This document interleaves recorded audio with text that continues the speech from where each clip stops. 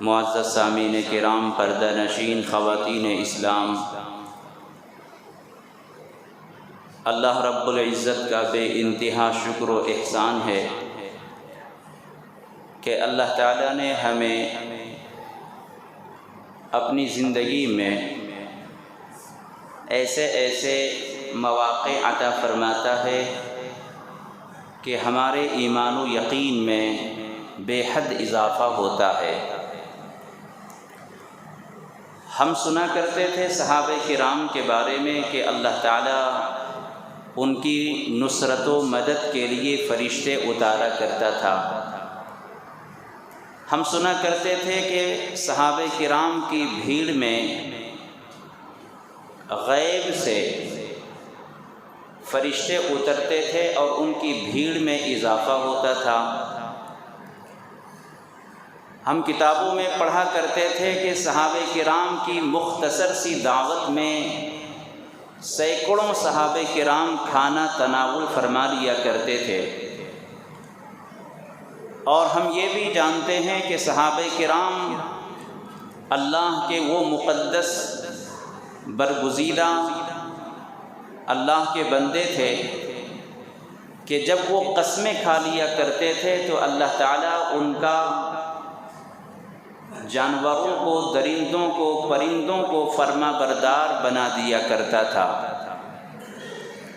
تو یہ کتابی باتیں تھیں، صحابہ کرام کے واقعات تھے، لیکن اللہ تعالیٰ نے ہمیں اپنی آنکھوں میں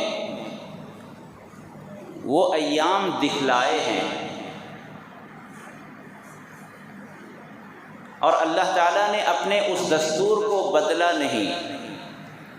اللہ نے آج سے 1400 سال پہلے قرآن کریم کو نازل کرتے ہوئے یہ آیت اتاری تھی، ان تنصروا اللہ ینصرکم ویثبت اقدامکم۔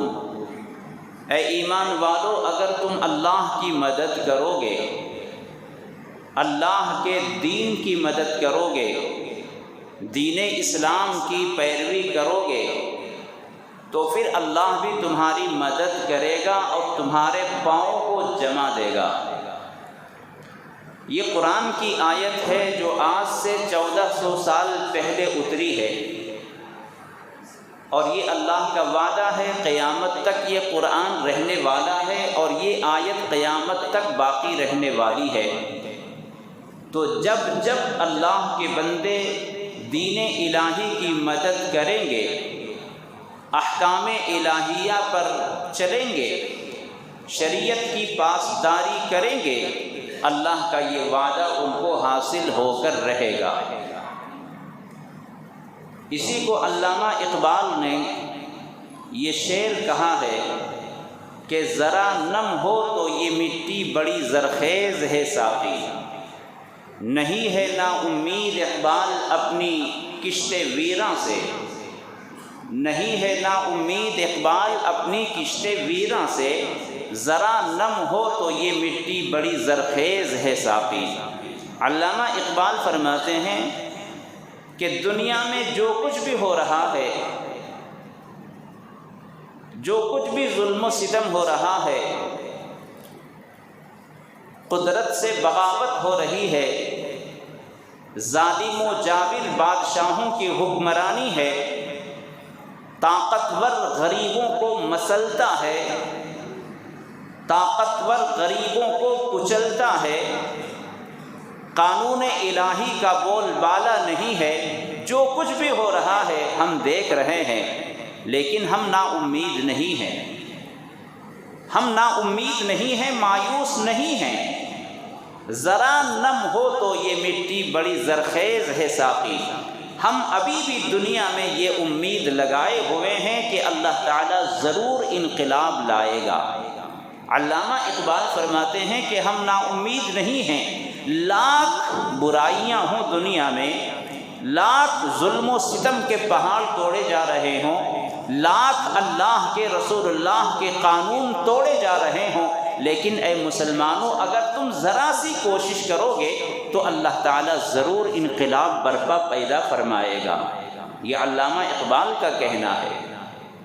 اور ہم اور آپ دیکھ رہے ہیں کہ جب ہم محنت کرتے ہیں تو اللہ تعالیٰ فوراً اس کا نتیجہ اور اس کا رزلٹ ہماری نگاہوں کے سامنے دکھاتا ہے۔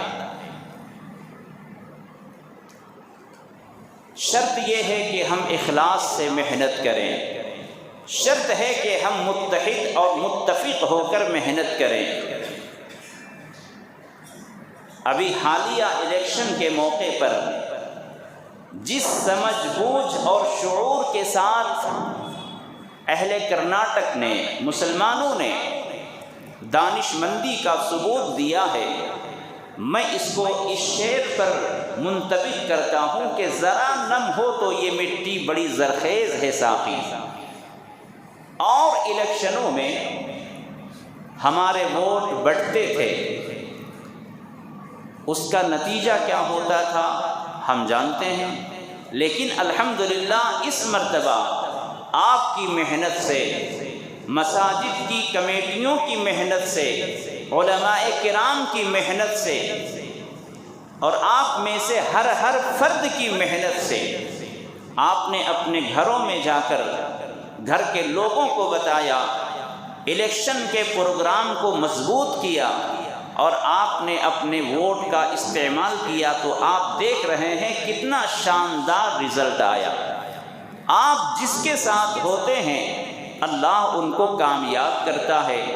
آپ کے متحد ہونے نے، آپ کے متفق ہونے نے کسی کی کرسی چھین لی، آپ کے متحد ہونے نے کسی کو اقتدار سے بے دخل کر دیا، اور کیا کم ہے کہ آپ کے متحد ہونے نے اللہ نے وہ دن دکھائے کہ اب آپ کا اسپیکر ودھان سودا میں بیٹھے گا۔ آپ کی طرف سے یہ ہوا ہے، اللہ نے آپ کو دانش مندی دی ہے، ہوش مندی دی ہے، بصیرت دی ہے۔ میں گارنٹی کے ساتھ کہتا ہوں کہ مسلمانوں مایوس ہونے کی ضرورت نہیں ہے، اپنی دانش مندی کا استعمال کریں، اپنے حق کا استعمال کریں، سیاسی بصیرت کا استعمال کریں، انشاءاللہ رزلٹ ہمیشہ آپ کے ہاتھوں میں رہے گا۔ اور پھر تعجب یہ ہے کہ آپ نے اپنے اعمال میں سے ایک عمل کا استعمال صحیح کیا ہے۔ انسانوں کے بڑے اعمال ہیں، بہت سے اعمال ہیں، دن کے، رات کے بہت سارے اعمال ہیں۔ اگر آپ نے صرف ایک عمل کو اچھا کیا ہے، ووٹ ڈالنے والا عمل، ایک عمل کو آپ نے اچھا کیا ہے، تو اتنا شاندار انقلاب آیا، اتنا اچھا رزلٹ آیا، تو دن اور رات کے 24 گھنٹے کے جو آپ کے اعمال ہیں اگر وہ بھی صحیح ہو جائیں تو خدا کی قسم اللہ کی طرف سے آج بھی رحمت کے فرشتے اترنے کے لیے تیار ہیں۔ آپ اپنے اعمال کو درست کریں، آپ اپنے کارناموں کو درست کریں۔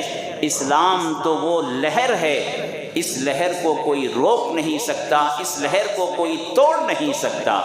اسلام میں وہ مقناطیسی طاقت ہے، جس طریقے سے میگنیٹ کو اگر لوہے کے سامنے کیا جائے تو لوہا اس کی طرف کھینچے گا، لوہے کو کوئی روک نہیں سکتا۔ جتنا پاور میگنیٹ کے اندر ہوتا ہے اسی اعتبار سے وہ لوہے کو اپنے اندر کھینچے گا۔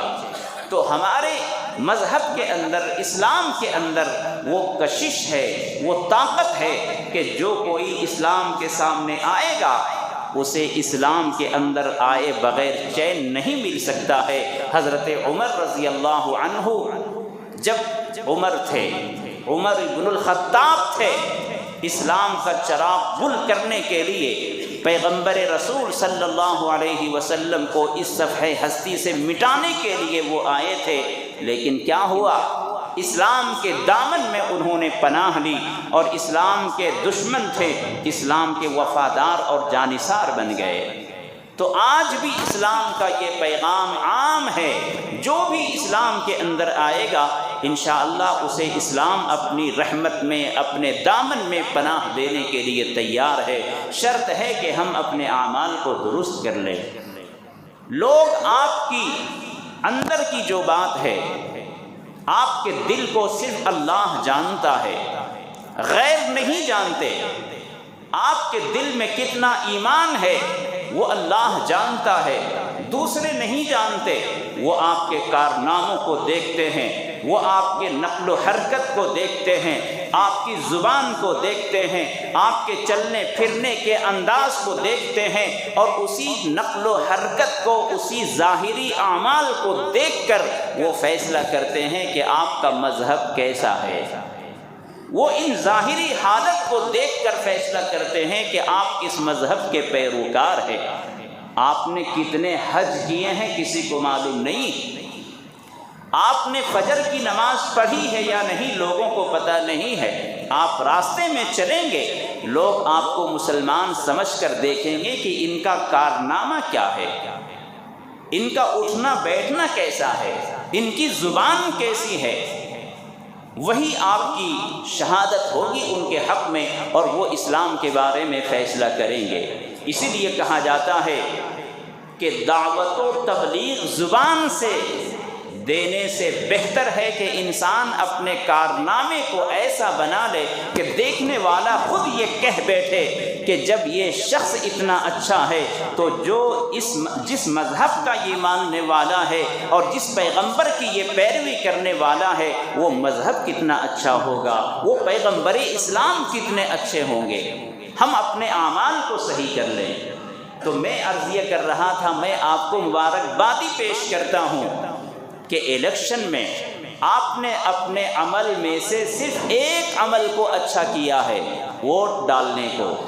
اس میں اللہ تعالیٰ نے کتنا خوشگوار انقلاب برپا پیدا فرمایا، کتنا عظیم انقلاب آیا، آپ کی محنتوں کا صلہ ملا۔ وہ الگ چیز ہے کہ پارٹیاں کیسی ہیں،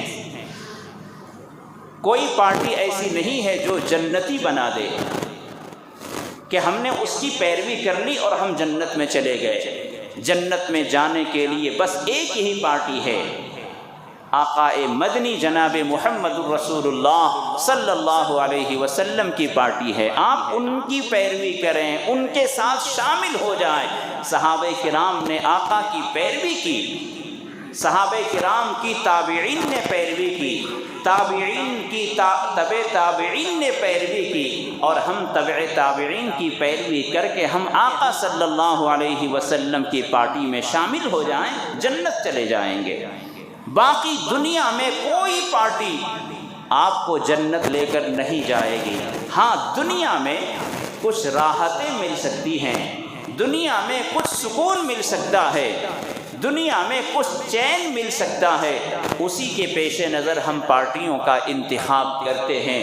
بہرحال میرے دوستو، آپ نے جس شعور کا ثبوت دیا ہے، صرف کرناٹک نہیں، صرف ہندوستان نہیں، پوری دنیا میں اس کی گونج سنائی دے رہی ہے، اور الحمدللہ یہ وعدہ ہے۔ اللہ تعالیٰ فرماتا ہے کہ اگر تم اپنی بصیرت کا استعمال کرو گے دنیا کے اعتبار سے بھی، تو اللہ تعالیٰ کبھی آپ کی محنت کو ضائع نہیں فرمائے گا۔ بس یہ ہے کہ ہم متحد ہو کر اپنی طاقت کا استعمال کریں، متحد ہو کر ہم اپنے ووٹ کا استعمال کریں گے، انشاءاللہ لوگ ہماری قدموں میں رہیں گے۔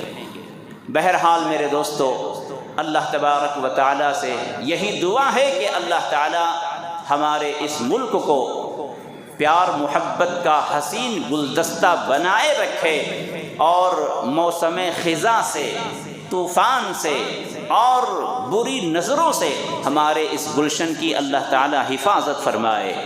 اللہ تبارک و تعالیٰ جس بندے کو جو عروج فرماتا ہے، اگر کسی کو جیت ہوتی ہے، کسی کو ہار ہوتی ہے، ہر کھیل میں ہار اور جیت ہے۔ الیکشن بھی آج کل کھیل جیسا ہو گیا ہے، حالانکہ سیاست ہماری شریعت کی نظر میں کھیل نہیں ہے، صرف دنیاوی معاملہ نہیں ہے۔ اگر سیاست گندی چیز ہوتی، اگر سیاست صرف کھیل ہوتا، ہمارے آقا صلی اللہ علیہ وسلم اور صحابہ کرام سیاست نہ فرماتے۔ آقا صلی اللہ علیہ وسلم مدینہ منورہ میں رہ کر پورے حجاز میں آپ حکومت فرمایا کرتے تھے، اللہ کے پیغام کو سنایا کرتے تھے، احکام الہیہ کو نافذ فرمایا کرتے تھے، اور صحابہ کرام اسی نقش قدم پر چل کر حضرت عمر، حضرت ابو بکر صدیق، حضرت علی، حضرت عثمان غنی اور پھر دیگر صحابہ نے اللہ کے دین کو قائم فرمایا، اللہ کے بندوں کو اللہ کے پیغام کو سنا کر اللہ کی طرف ان کو رجوع فرمایا۔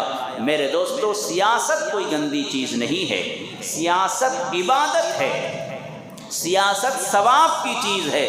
صحابہ کرام نے وہی بتایا، وہی کر کے دکھلایا، لیکن موجودہ دور میں چونکہ سیاست ایک گندے تالاب کی طرح سے ہو گیا ہے، جو سیاست میں جائے گا اس کا پیر گندا ضرور ہوگا، اس کا کپڑا گندا ضرور ہوگا، لیکن بہرحال ہم سیاست سے الگ نہیں رہ سکتے۔ دنیا میں جینا ہے تو سیاست بھی کرنی ہے، حتی الامکان حلال و حرام کی تمیز کرتے ہوئے، جائز و ناجائز کی تمیز کرتے ہوئے، ہم اللہ کی امانت سمجھتے ہوئے ہم سیاست کریں گے، ہمارے علماء کرتے ہیں۔ لیکن میرے دوستو، ہار اور جیت یہ انسانوں کے اندر تبدیلی لاتے ہیں، انسانوں کو سمجھنے کا موقع ملتا ہے، انسانوں کو صحیح راستے پر آنے کا موقع ملتا ہے، اور یہاں یہ پیغام دیا جاتا ہے کہ جو پارٹی جیت رہی ہے اس کے اندر اچھائیاں کیا ہیں۔ ہارنے والی پارٹی اپنے آپ کا محاسبہ کرے، ہارنے والی پارٹی اپنی کمیوں کا محاسبہ کرے، اپنی کمیوں پر نظر کرے۔ اگر کسی کو جیت حاصل ہو گئی تو وہ آسمان میں نہ اڑنے لگے، بلکہ یہ سوچے کہ جس طرح وہ پارٹی اپنی کمیوں کی وجہ سے، اپنی فرقہ پرستی کی وجہ سے ہار گئی ہے، تو وہ کمی اگر میرے اندر آ گئی تو ہماری بھی پارٹی ہار سکتی ہے۔ ایک سے ایک واقعات ہیں۔ سلطان محمود غزنوی کا نام آپ نے سنا ہے، بہت اللہ والے بادشاہ گزرے ہیں۔ ایک مرتبہ سلطان محمود غزنوی کو ان کے وزیروں نے شکایت کی اور کہا کہ بادشاہ سلامت، آپ کا ایک غلام ہے ایاز، ایسا لگتا ہے کہ وہ آپ کے خزانے سے قیمتی ہیرے جواہرات چوری کر لیے ہیں۔ چونکہ سلطان محمود غزنوی اپنے ایاز کو بہت چاہتا تھا، پہلے سے جو ان کے پاس وزیر رہا کرتے تھے، پہلے سے جو رہتے تھے، ان کو وہ چاہت نہیں تھی جو بعد میں آنے والے ایاز کو چاہت حاصل ہو گئی۔ ہمیشہ بادشاہ کے پاس میں بیٹھا رہتا، بادشاہ اسی سے مشورے کرتا، ہر وقت بادشاہ ایاز کو اپنے ساتھ لے کر گھومتا، ادھر ادھر جاتا، تو دوسروں کو حسد شروع ہوا۔ تو اسی حسد کے نتیجے میں بادشاہ کو یہ شکایت کی کہ بادشاہ سلامت، ایسا لگتا ہے کہ آپ کے خزانے سے قیمتی ہیرے جواہرات ایاز نے چوری کر لیے ہیں اور وہ اپنے پاس رکھے ہوئے ہیں۔ تو بادشاہ نے پوچھا کہ تمہیں کیسے معلوم؟ تو ان کے وزیروں نے کہا کہ دراصل اس کے پاس ایک بیرو ہے، الماری ہے، وہ الماری اس میں تالا لاک کر کے رکھتا ہے، الماری کو کھلی نہیں چھوڑتا، الماری کو لاک کر کے رکھتا ہے، اور وہ روزانہ الماری کو چیک کرتا ہے، دیکھتا ہے کہ وہ چیز اس میں موجود ہے یا نہیں، اور اس الماری کو کسی دوسرے کو دیکھنے نہیں دیتا۔ اتنی باتیں لوگوں نے شکایت میں کہیں کہ ایک تو اس کے پاس الماری ہے، دوسرا اس میں لاک ڈال کے رکھتا ہے، تیسرا کسی کو دیکھنے نہیں دیتا، اور چوتھا روزانہ اس کو دیکھتا ہے، چیک کرتا ہے کہ وہ ہیرے جواہرات کہیں کسی نے چوری تو نہیں کر لیے۔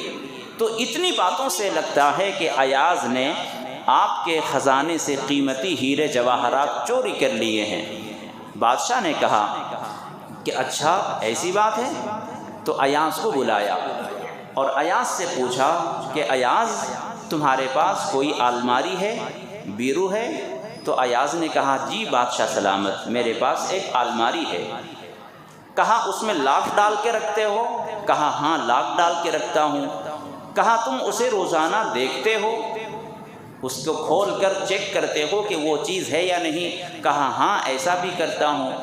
پھر کہا تم کسی دوسرے کو دیکھنے بھی نہیں دیتے کہ اس میں کیا چیز ہے؟ تو کہا کہ ہاں ایسا ہی ہے، میں کسی کو دیکھنے تک نہیں دیتا۔ اتنی باتیں کہنے کے بعد بادشاہ نے اس سے چابی لے لی، بادشاہ نے ایاز سے چابی لے لی، کیلی لے لی، اور دوسرے آدمی سے کہا کہ جو اس کے الماری میں چیزیں موجود ہیں وہ لے کر آ جاؤ۔ جب وہ لے کر آئے تو بادشاہ کی آنکھیں کھلی رہ گئیں۔ بادشاہ نے کہا، بادشاہ نے وہ چیزیں جب دیکھیں تو اس میں ایک پرانا تہبند تھا، پرانا جوتا تھا، اور ایک پرانا کرتا تھا، قمیض تھا۔ یہ دیکھنے کے بعد بادشاہ نے پوچھا ایاز سے کہ ایاز اور کچھ ہے الماری میں تمہارے؟ تو ایاز نے کہا کہ نہیں، کچھ بھی نہیں، بس یہی 3 چیزیں تھیں میرے پاس۔ پھر بادشاہ نے پوچھا کہ اچھا یہ چیزیں ایسی تو نہیں ہیں کہ روزانہ اس کو چیک کیا جائے اور اس کو الماری میں رکھا جائے اور کسی دوسرے آدمی کو دیکھنے بھی نہ دیا جائے؟ کیا ہے اس کے اندر راز؟ کیا ہے حقیقت اس کے اندر کہ پرانی قمیض ہے، پرانا جوتا چپل ہے اور پرانا تہبند ہے؟ آخر اس کی کیا حقیقت ہے؟ تو ایاز نے کہا، جو بات ایاز نے کہی ہے یہی میں آپ کو سنانا چاہتا ہوں اور یہی ہمارے اندر پیدا ہونا ہے۔ ایاز نے کہا کہ بادشاہ سلامت، یہ اصل میں 3 چیزیں میری نظر میں بہت قیمتی ہیں، یہ 3 چیزیں میرے لیے بہت مہنگی ہیں، بہت قیمتی ہیں۔ اے بادشاہ سلامت، جب میں آپ کے دربار میں آیا ہوا تھا تو میں یہی تہبند پہنا ہوا تھا، یہی قمیض پہنا ہوا تھا اور یہی جوتا پہن کر آیا تھا۔ آپ کے دربار میں آ کر، آپ کی قربت میں، آپ کی صحبت میں آنے کے بعد میرے اندر تبدیلی آئی، میری شان و شوکت میں اضافہ ہوا اور میرا نفس ہمیں بہت بہکاتا، ہمارے نفس سے ہمیں ہر وقت گھمنڈ اور غرور پیدا کیا جاتا۔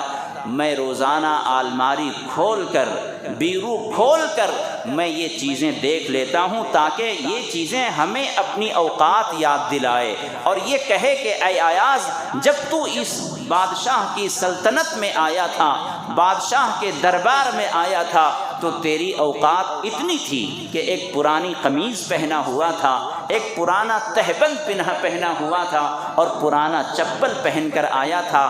آج تو جتنا اوڑھ لے، جتنی تو شان و شوکت کا اظہار کر لے، لیکن تیری حقیقت یہی تھی۔ تو اے بادشاہ سلامت، میں اپنی حقیقت کو یاد کرتا ہوں، میں اپنے آپ کو اپنی اوقات میں رکھتا ہوں، اسی لیے ان چیزوں کو میں نے بطور یادگار اپنی بیرو میں اور الماری میں محفوظ کر رکھا ہے۔ اس واقعے کو بیان کرنے کے بعد علماء فرماتے ہیں کہ اے اللہ کے بندو، کاش تمہارے اندر اس ایاز کی صفت پیدا ہو جائے، تم اللہ کی دی ہوئی نعمتوں کو کھا کر، پہن کر اکڑتے ہو، غرور کرتے ہو، تم اپنی اس بوسیدہ مٹی کی دیوار کے گھر کو یاد کرو، تم اپنے اس کرائے کے مکان کو، شیٹ کے مکان کو یاد کرو، تم اپنے چھوٹے اس مکان کو یاد کرو جب تم کسی کھیڑے سے آئے تھے، تمہارے پاس کچھ بھی نہ تھا، تم معمولی سے کاروبار کرتے تھے، اللہ تعالیٰ نے تمہارے کاروبار کو چمکایا، تمہارے کاروبار کو ترقی دی، اس شیٹ کے مکان سے، کرائے کے مکان سے تم ذاتی مکان میں آئے، اپنا خاص کاروبار کر لیے، پیدل چل کر آئے تھے، اللہ نے تجھے سائیکل، موٹر سائیکل، 4 ویلر تک اللہ تعالیٰ نے دیا۔ محمود غزنوی کے پاس ایاز بادشاہ نے ترقی کی لیکن اپنی اوقات کو نہیں بھولا۔ اے انسانوں، اے اللہ کے بندو، تمہیں بھی اپنی اوقات کو نہیں بھولنا چاہیے۔ جب اللہ کی پکار ہو، جب اللہ کے منادی حی علی الصلاح، حی علی الفلاح کی آواز دے، ساری چیزوں کو چھوڑ کر اللہ کی بارگاہ میں پہنچو اور یہ کہو کہ اے اللہ، تیرا شکر ہے کہ تو نے مجھے اس لائق بنایا ہے کہ میں آرام سے زندگی گزار رہا ہوں، پریشانیوں میں تھا، تو نے راحت کی زندگی دی، مقروض تھا لیکن تو نے مجھے عافیت کی زندگی دی۔ میرے دوستو، کوئی بھی واقعہ صرف سننے کے لیے نہیں ہوتا ہے۔ اگر یہ صفت ہمارے اندر پیدا ہو جائے تو پھر اللہ کا فرمان سنیں، لئن شکرتم لازیدنکم۔ اللہ فرماتا ہے اگر تم شکر ادا کرو گے، میری نعمتوں پر شکر ادا کرو گے تو ہم تجھے اور عطا کریں گے، تجھے اور نوازیں گے۔ تو اللہ تعالیٰ کی نعمتوں کو مزید حاصل کرنا ہو، اپنے کاروبار کو مزید چلانا ہو، اپنی اوقات کو نہ بھولو، اللہ کا شکر ادا کرو، اللہ کے دین کے تقاضوں پر عمل کرو، اللہ کے فرائض پر عمل کرو۔ انشاءاللہ حالات جو ہیں آتے رہیں گے لیکن حالات آپ کے خلاف نہیں ہوں گے۔ کچھ چیزیں بہت ہلکی ہوتی ہیں، جیسے کاغذ ہے، ہوا کے ایک ہلکے سے جھونکے سے وہ کہیں کا کہیں چلا جاتا ہے۔ اس سے ذرا بھاری پتھر ہے یا دوسری چیزیں ہیں، درخت کے تنکے ہیں، اس سے ذرا بھاری ہے، وہ ذرا تیز ہوا سے اپنی جگہ سے ہل سکتے ہیں۔ اس سے بھاری پتھر ہے، پتھر کو بھی ذرا تیز ہوا کے جھونکے سے الگ کیا جا سکتا ہے، ہٹایا جا سکتا ہے۔ لیکن ایک ہے پہاڑ، پہاڑ کو اللہ تعالیٰ نے بہت طاقتور بنایا ہے۔ طوفان سے کاغذ بہہ جائے گا، تنکے بہہ جائیں گے، گھر کے در و دیوار بہہ جائیں گے، لیکن اگر طوفان پہاڑوں سے ٹکراتا ہے تو پہاڑ طوفانوں کا رخ موڑ دیتے ہیں۔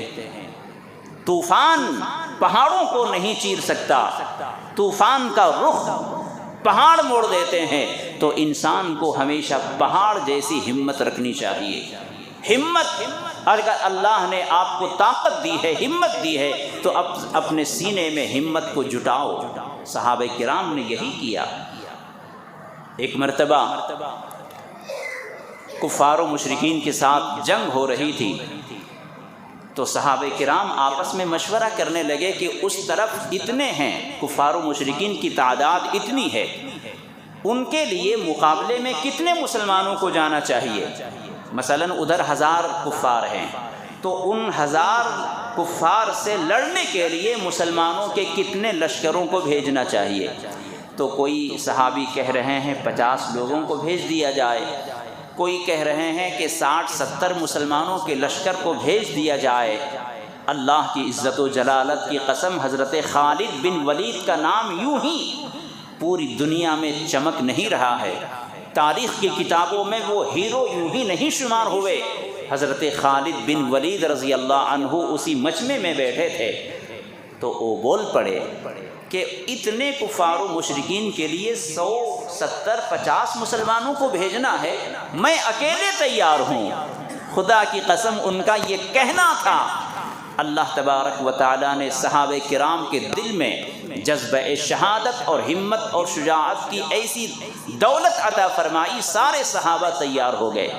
حضرت خالد بن ولید رضی اللہ عنہ نے جب فرمایا کہ اتنے لوگوں کے لیے میں تنہا کافی ہوں، تو کسی صحابی نے کہا کہ آپ کی اس بات میں تکبر کی بو آتی ہے، آپ تنہا تیار ہو گئے، اس کا مطلب آپ کے اندر تکبر ہے۔ تو انہوں نے کہا کہ تکبر کی بات نہیں ہے، مجھے تنہا جانے دو، آپ لوگوں کو جانے کی ضرورت نہیں ہے۔ چنانچہ تنہا گئے اور ان کو دیکھ کر پھر دوسرے صحابہ کرام بھی گئے۔ تو وہ تاریخ ہماری زندہ ہے۔ حضرت خالد بن ولید رضی اللہ عنہ نے پھر سمجھایا لوگوں سے کہ وہ جو کفار و مشرکین ہیں، ان کی مثال اور میری مثال، مسلمانوں کی مثال باز جیسی ہے۔ باز ایک بہت ہی خطرناک پرندہ ہوتا ہے، اس کی اڑان، اس کے پنجوں کی طاقت بہت سخت ہوتی ہے۔ اگر وہ کسی اپنے چنگل میں کسی پرندے کو پکڑ لے تو پھر مجال ہے کہ اس پرندے کو کوئی چھڑا لے۔ باز کے پنجوں کی طاقت، اڑان اس کی بہت مشہور ہے۔ تو انہوں نے فرمایا کہ مسلمانوں کی مثال باز جیسی ہے اور کفار و مشرکین کی مثال ان پرندوں جیسی ہے جو جال میں پھنسے ہوئے ہوں۔ تو جال میں پھنسے ہوئے پرندے لاکھ ہو، ایک باز کا کوئی بگاڑ سکتی ہے؟ جو پرندے جال میں پھنسے ہوئے ہیں وہ تو اپنی حفاظت نہیں کر سکتے، کسی دوسرے کا مقابلہ کیا کر سکتے ہیں؟ اس کے بعد پھر فرمایا کہ لوگوں، مومن زندہ ہے، کفار و مشرکین مردہ ہیں۔ مردے لاکھوں کروڑوں اگر کہیں جمع ہوں اور ایک زندہ کوئی آدمی وہاں جائے تو وہ لاکھوں کروڑوں مردے مل کر کسی کا کچھ بگاڑ سکتے ہیں؟ زندے آدمی کا نہیں بگاڑ سکتے۔ تو اس طرح سے ہماری تاریخ تابندہ ہے، زندہ ہے، شاندار ہماری تاریخ ہے، اور اللہ کا یہ وعدہ قیامت تک ہے، ان تنصروا اللہ ینصرکم ویثبت اقدامکم۔ اپنی دانش مندی کا استعمال کریں، اپنی طاقت کا استعمال کریں، سستی اور غفلت کو دور کریں۔ دنیا میں بھی سستی اور کاہلی نہیں چلتی۔ اب آپ نے ووٹنگ کا جو پرسنٹیج بڑھایا اور جس طرح سے متحد ہو کر دیا، یہ تو دنیا ہی کے لیے فائدہ ہوگا نا، لیکن اللہ تبارک و تعالیٰ اسی دنیا کے ذریعے سے ہماری آخرت بھی بنے گی، ہمیں دین میں عمل میں بھی آسانی ہوگی۔ تو میرے دوستو، اللہ تبارک و تعالیٰ ہمارے ساتھ ہے۔ جو بھی اللہ کو یاد کرے گا، اللہ کے دین کی مدد کرے گا، اللہ کی رحمتیں اسے حاصل ہوں گی۔ اللہ تعالیٰ سے دعا ہے اللہ ہمیں دین کے لیے متحد ہو کر کام کرنے کی توفیق عطا فرمائے، اور دین میں انقلاب پیدا فرمائے، دین کی نسبت پر اللہ تعالی ہم سب کی خدمات کو قبول فرمائے۔ وآخر دعوانا ان الحمد للہ رب العالمین۔